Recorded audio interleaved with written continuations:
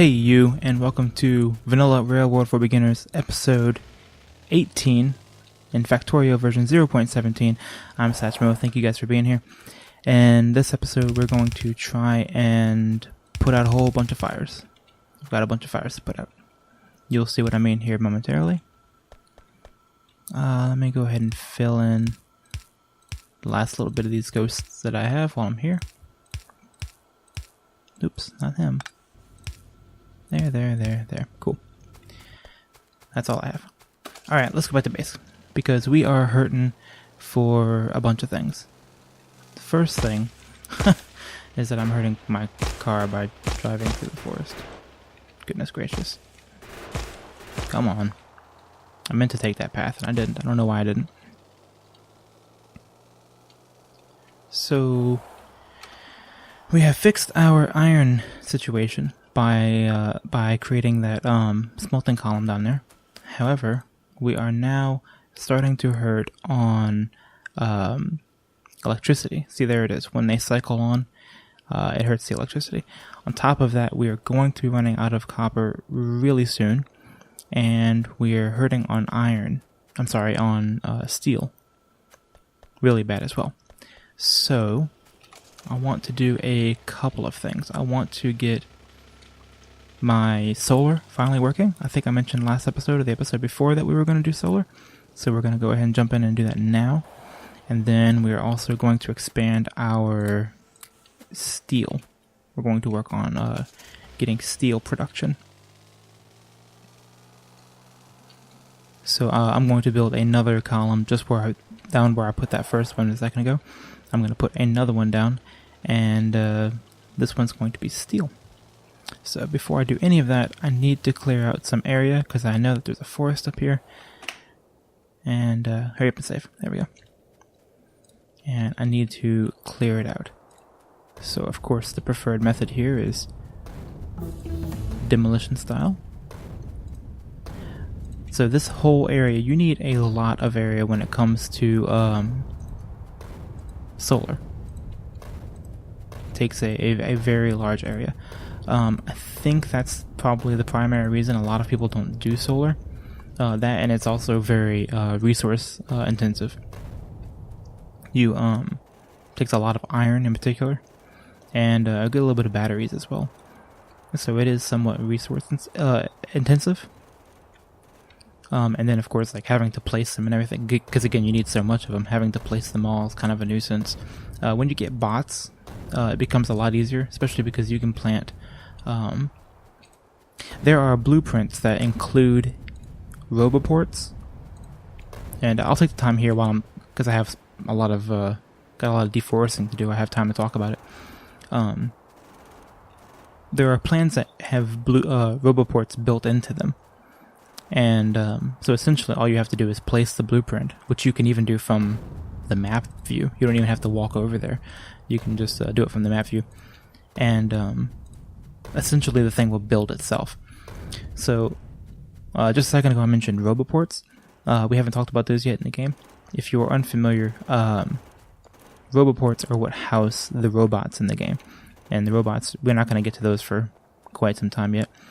But the robots are these little things that'll fly around, and they'll repair things for you, they'll build things for you, and they will bring things to you as part of the what's called logistics network.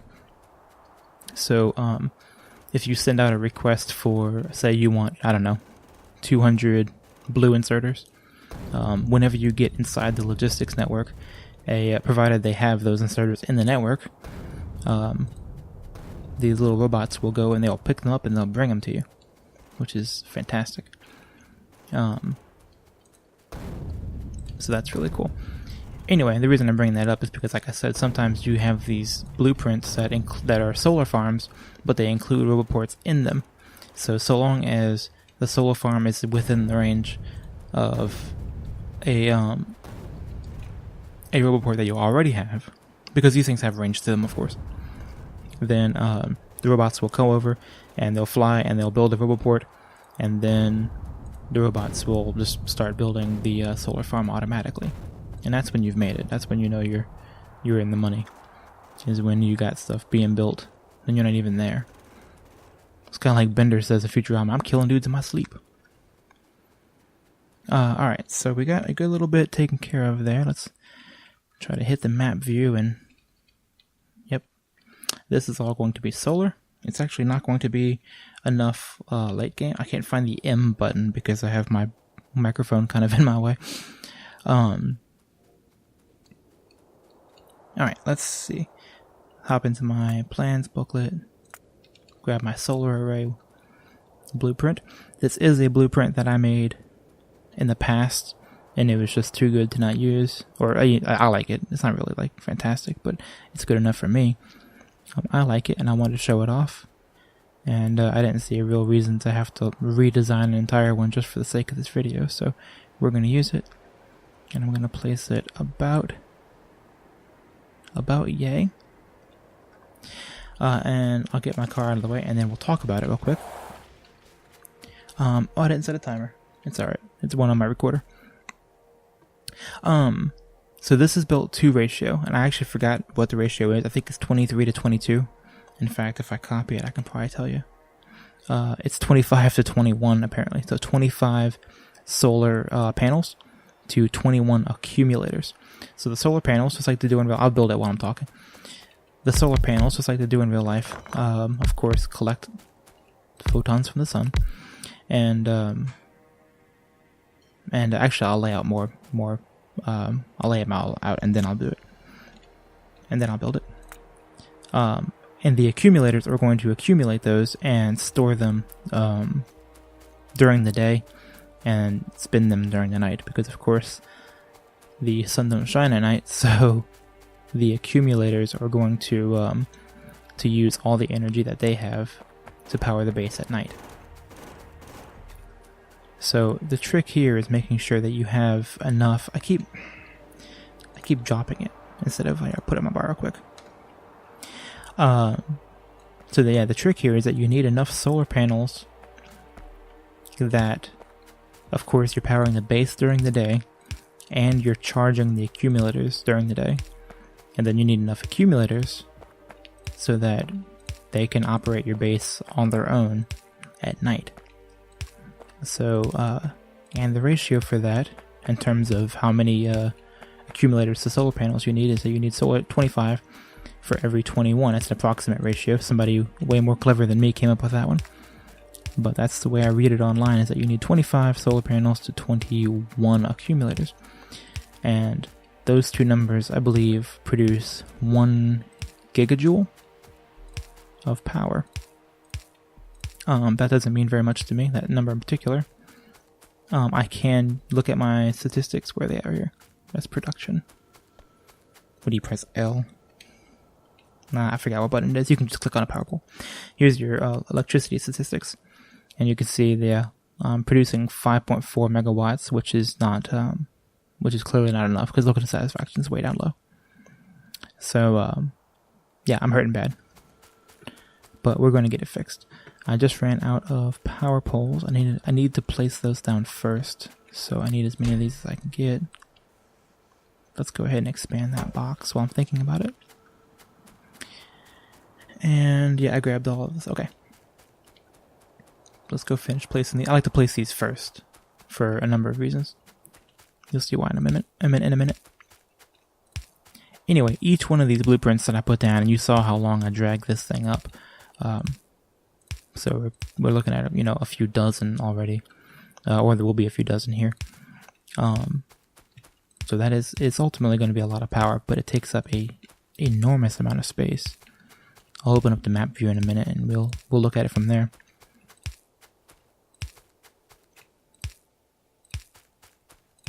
But this is a practically pollutionless way to power your base, and it's kind of set it and forget it.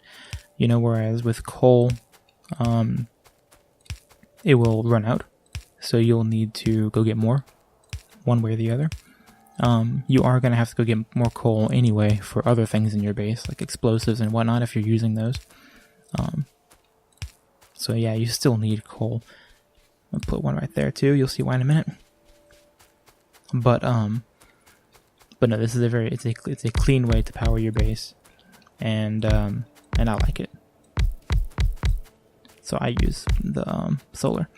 I was talking to people on Reddit the other day, and in fact I mentioned, was it in that thread? I don't remember, but in the last episode, I think it was, I mentioned something about the trees, how you can't plant trees in this game, and as part of that thread, somebody said something about solar, like who does solar, and I'm pretty sure they were being sincere.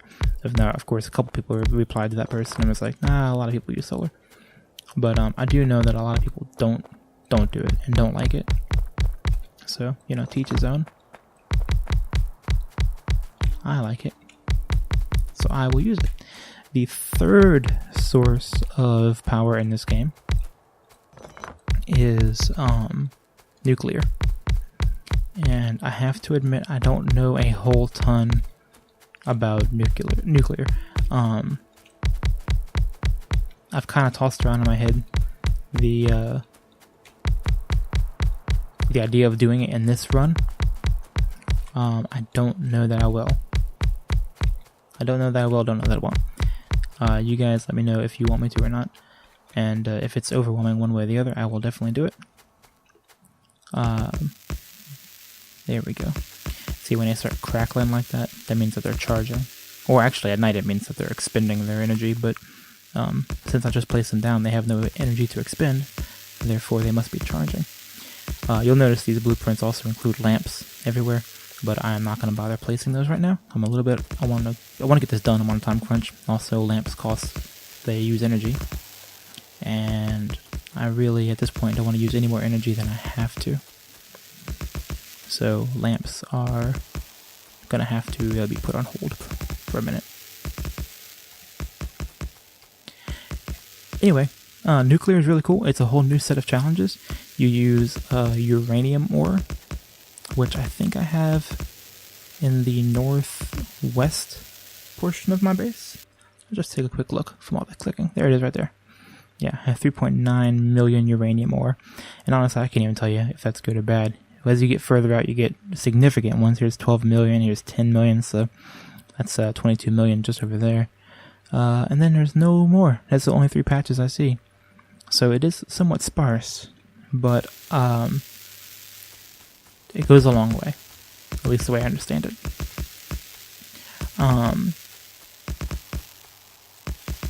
There are 2 types of uranium, 2 different, I don't want to misspeak, I want to make sure I say it right, isotopes. I believe it's two different isotopes. So they have 2 different atomic masses, and this is actually based off of reality, but just for the sake of this conversation, I'll just be talking about in the game, so I don't accidentally misrepresent anything. But anyway, the 2 different isotopes, and one is the one that we're after. It has the energy that you need to unlock. So the way you do it in the game is that you harvest the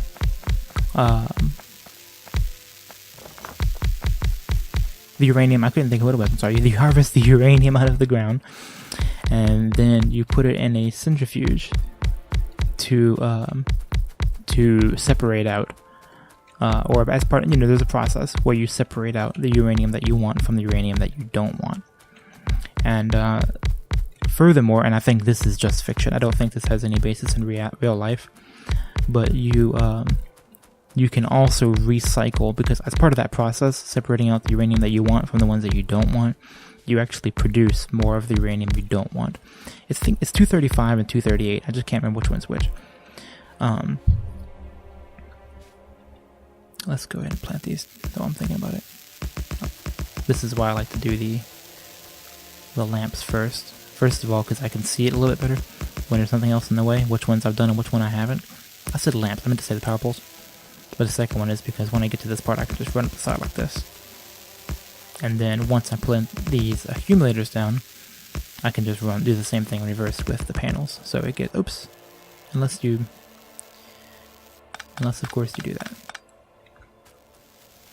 Let's see, 1, 2, 3, 4, 1, 2, 3, 4. So must be there, and then there. 2, 3, 4. There we go. I don't know what happened there. Must have just misclicked one, or forgot to click one. What was I saying? So there's a process that kind of recycles the bad uranium into the good uranium. And again, I don't think that has basis in reality. I think that's just something that you can do in this game.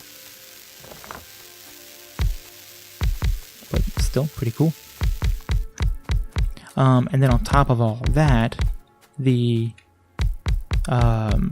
actual thing that because the uranium is a fuel, so the uranium that you're using goes into a nuclear reactor that actually produces the power, that gets the power out of the uranium.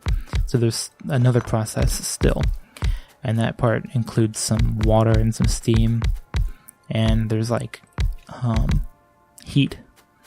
Heat plays an important part of it. There's like, you have to like regulate your heat, or you have to kind of be clever with how you use your heat to optimize the process and whatnot. So it's kind of a big deal. It's kind of a big part of the game. And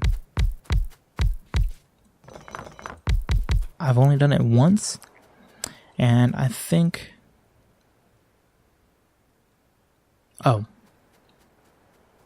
yeah, everything's dead because I'm out of coal. And like a doofus, even though even though I've been setting all of this up, I haven't actually plugged it into my base yet.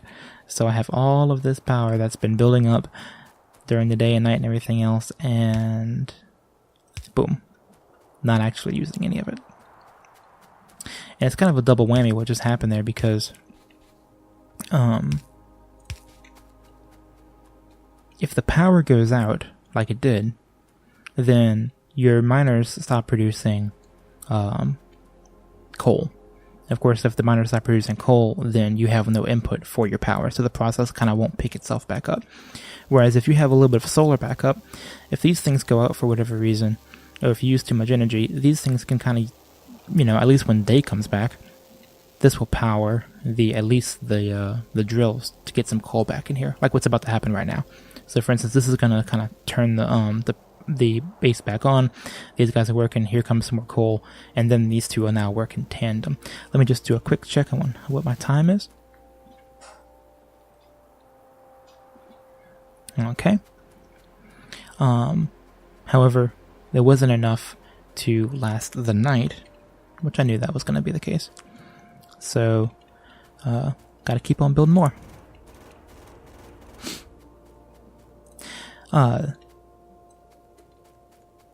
Yeah, so no, the last thing I'll say about, or I guess I pretty much said all that I wanted to say, except for,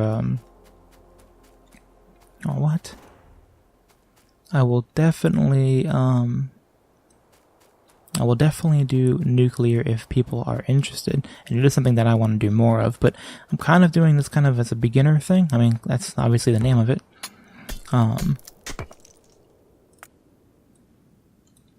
Of course, once we get to that point, I guess people who follow up to this point won't be beginners anymore. At least that's kind of the idea. But it is somewhat of an advanced topic, and it's something that I would have to do just a little bit more research on myself, a little bit practice, to make sure that I don't misrepresent anything or whatever else on camera. So, just tossing that around. The whole point of this whole conversation, of course, is just to kill a little bit of time. Well, it's to educate, but it's also to kill a little bit of time while I am putting all these solar farms up. Because, as you can tell, this is a long and tedious process. If I had bots, this would be faster, but also slower. And if I had roboports and everything, then it would be faster. But if you have personal robots, I didn't mention that already. You also have robots that'll be on your person that'll follow you around wherever you are, and so that's pretty cool. But Jesus, I just keep running into stuff. The ones that follow you around, though, unless you have a whole bunch of them, it tends to actually be kind of kind of a slow, tedious process for them to get out of your little backpack and fly over there and put the thing down, and then come back and then recharge. And you'll see soon. So sometimes it's actually better just to place stuff yourself. So, there they are right there. This is where I left off. Keep planting these. Trying to go as fast as possible, but also make as few mistakes as possible. Right, so we talked about nuclear power. Talked a little bit about robots and roboports. We'll be seeing those before too long, but it still will be a little bit. Earlier, I put one of these down right here. It's not part of the blueprint. I really need to include it in the blueprint. I just haven't done it yet. But this guy and this guy are just one tile too far apart. So if you stack these next to each other, then the thing isn't like technically tileable. So if you just kind of put one down, then now all of this will work with all of this. And of course, once this all goes together, it'll be just kind of one big mass. But still, I've made the mistake of not connecting them right here. And then you think you have way more power than you do.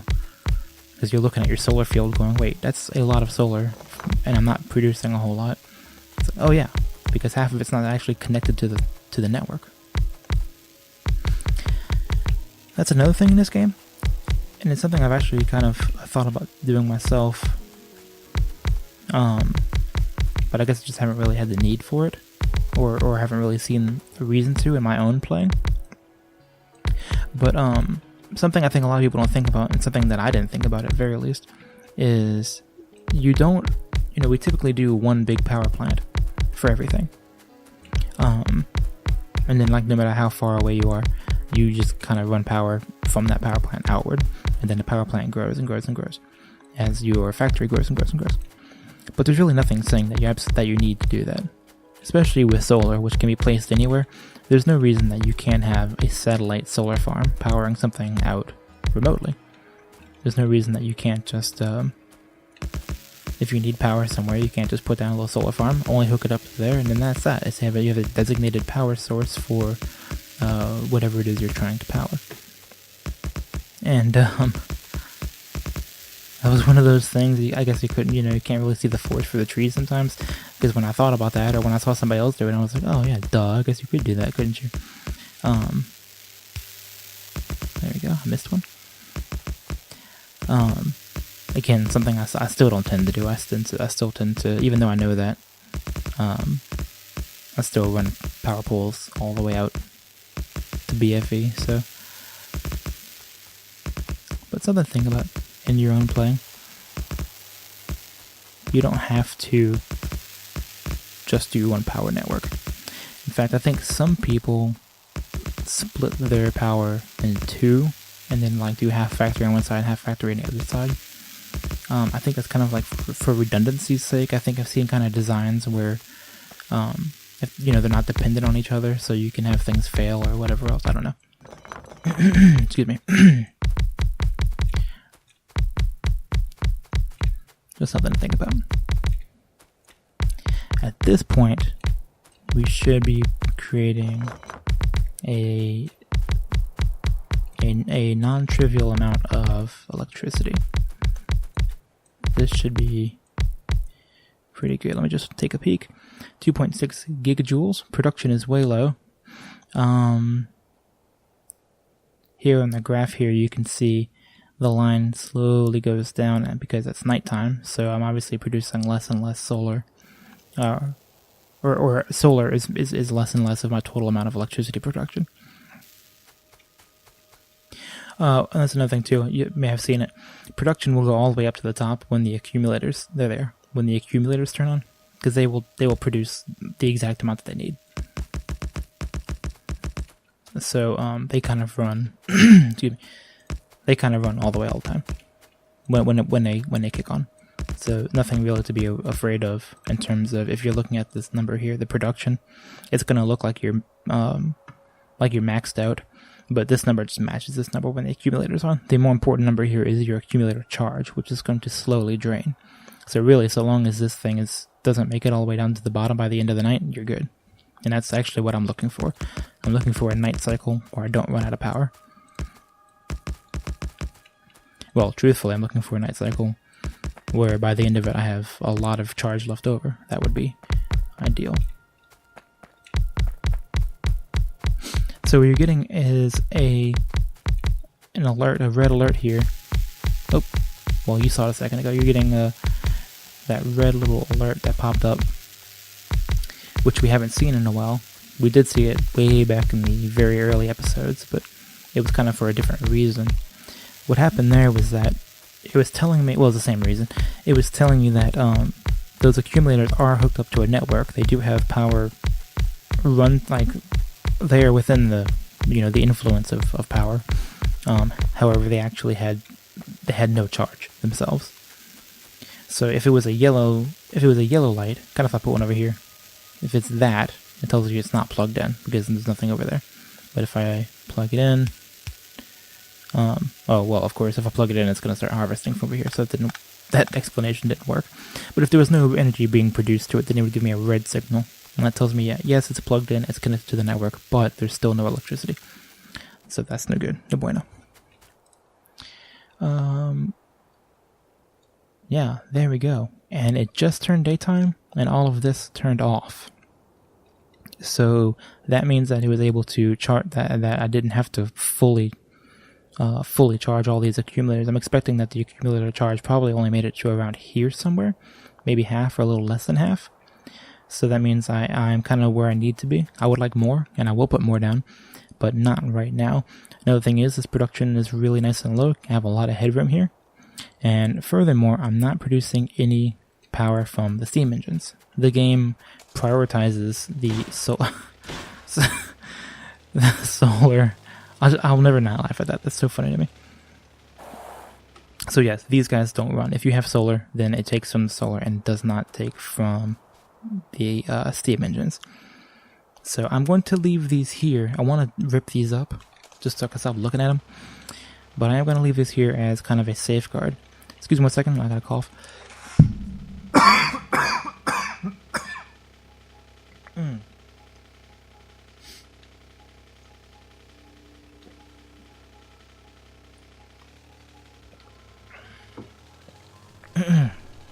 Okay, I'm back. Sorry about that.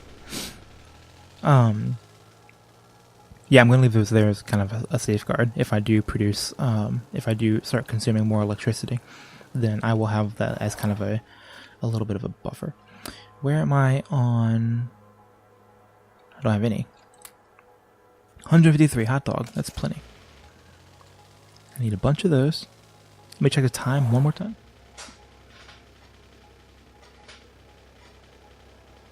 Okay, yeah.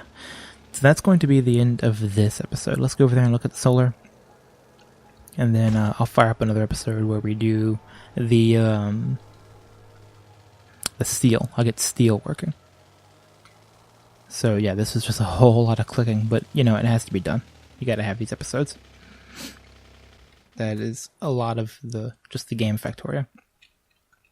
So, oh yeah, look at that. Just fill the whole screen with it. Why not? So there we go. A lot of solar. Yeah, it's kind of cool looking. A lot of solar. An original design. Maybe not the best design ever, but it is. But it is my design. And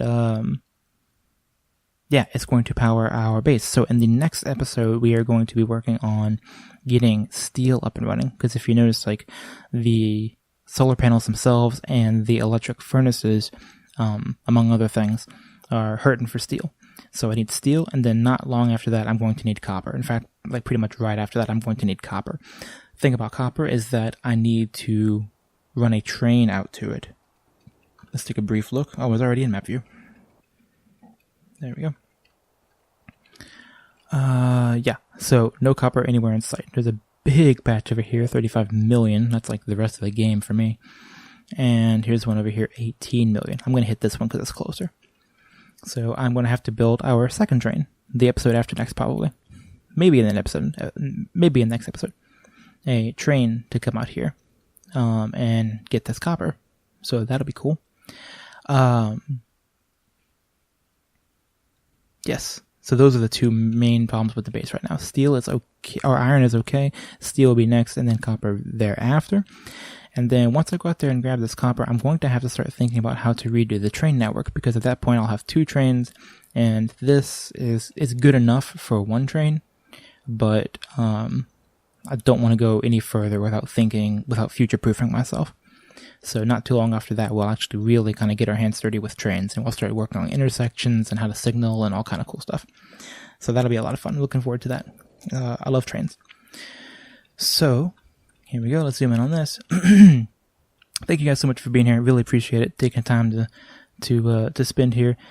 Please make sure you guys are liking, commenting, and subscribing. It helps out the channel, helps me out, and lets me know that you guys are out there, having fun and enjoying the content. So if there's anything you need to know, any questions that you have, feel free to ask, send me a message, whatever you got to do. I'd love to answer those. But in the meantime, thank you guys again for watching, and I'll see you in the next episode. Bye.